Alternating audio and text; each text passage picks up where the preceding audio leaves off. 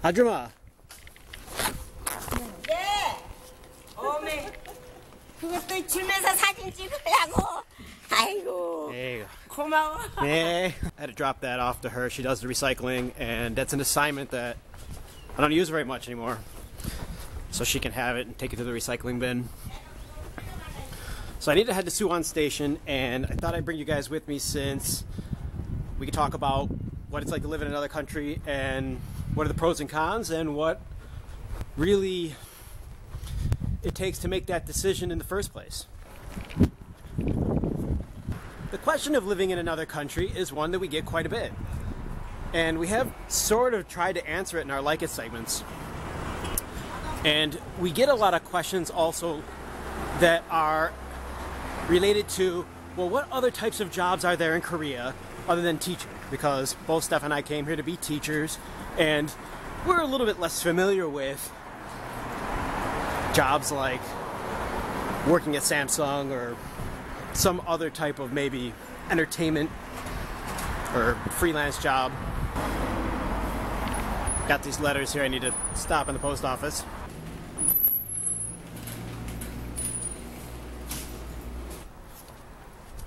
Let's head down to the river here.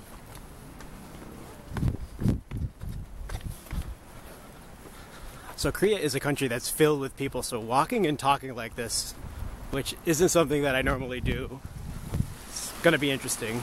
Check out the river.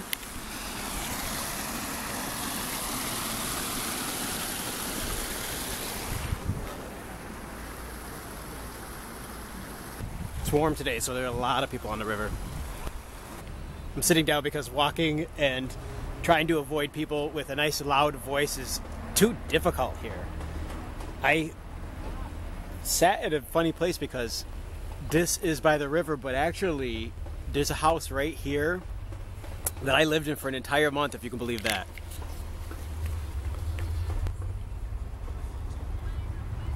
That one. Going to a new country to live for the first 6 months or a year is kind of like being in a new relationship for the first 6 months or a year. Everything really is new and exciting and fresh, and it makes you feel like you're special. Like something special is going on in your life, and you just can't get enough of it. After that initial 6 months or a year period, just like in a relationship, the excitingness of it all does tend to die down a couple of notches. And I guess that's just what I wanted to say. You should be warned that living in another country, for whatever reason you want to go there, you want to learn another language, or you want to try the food out, you want to travel within that country or use that country as a springboard to go to other places, all of that is possible, and it's really exciting stuff, and especially in the beginning. But thinking about my life, and even with Stephanie, we have days where we have just a ton of fun, and we have other days that aren't so exciting, can actually be boring. And I just think that's life. I think everybody has this problem, that life isn't always exciting, and there are periods of time where we are bored or things feel dull. I sure hope he doesn't fall. If you're gonna go to live somewhere, you gotta have a job. And so then that ends up being one of the main questions that we get. What jobs are available? And this is not, I cannot answer this. I don't have the answer to this. I have a lot of friends that have gotten jobs. Not a lot, but I have, for example, a couple of students that just recently got hired by Hyundai.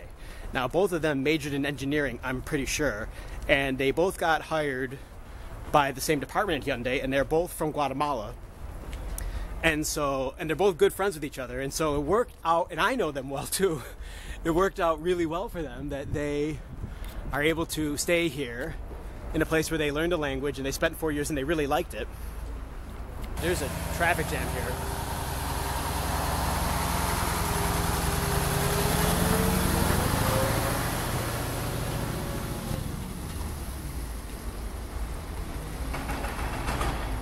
Construction. I would recommend construction. There's construction going on right here. I'm gonna get run over from behind if I'm not careful.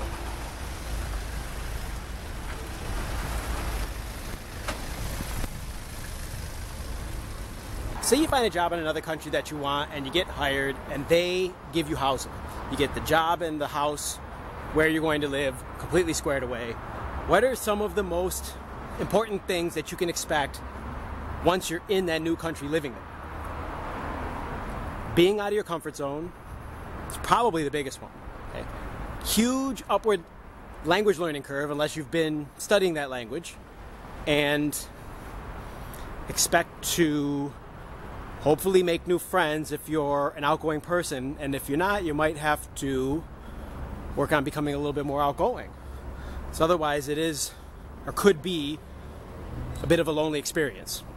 Of course, making new friends, learning the new language, being outside your comfort zone, these are exciting things. These are things that make us grow as humans and develop us into more sophisticated, more knowledgeable, more intelligent, more intellectual human beings, and sort of what some people aspire for. And that's what makes this community, this planet, grow, progress. It's really what it's all about. So we're at Suwon Station.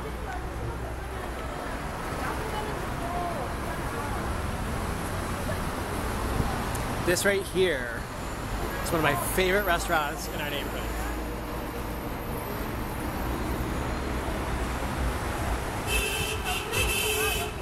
It's a kimbap restaurant.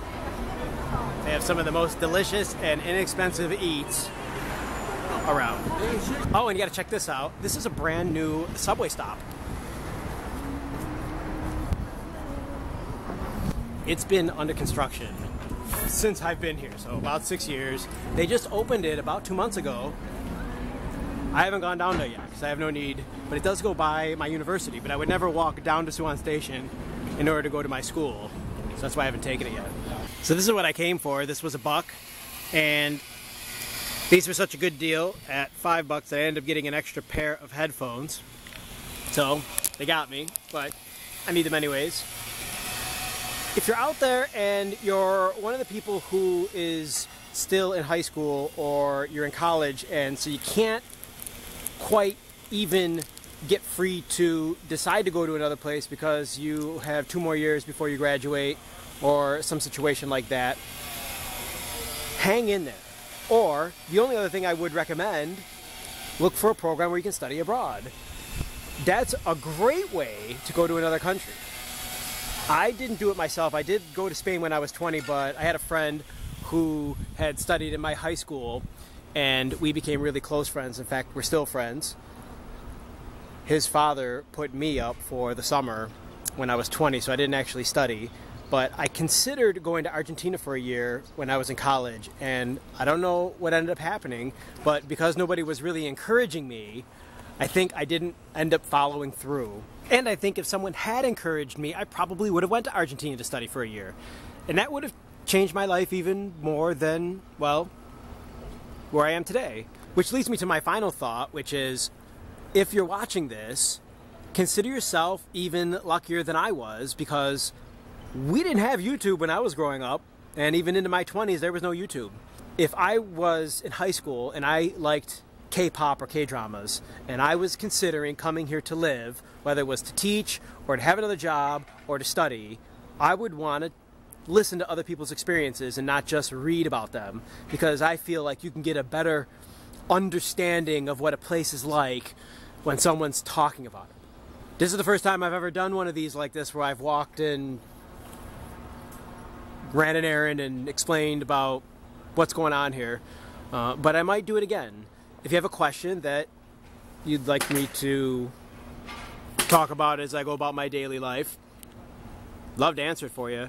Drop a note in the comments, and Stephanie and I read all our comments. We love the comments. Thanks to our dear viewers, we continue to make these videos. So we appreciate the support, and good luck on your adventure. If you enjoyed listening to me talk about living in another country, please click the like button on this video and subscribe to our YouTube channel. Why not? It's free. And thanks for watching. See ya. Bye.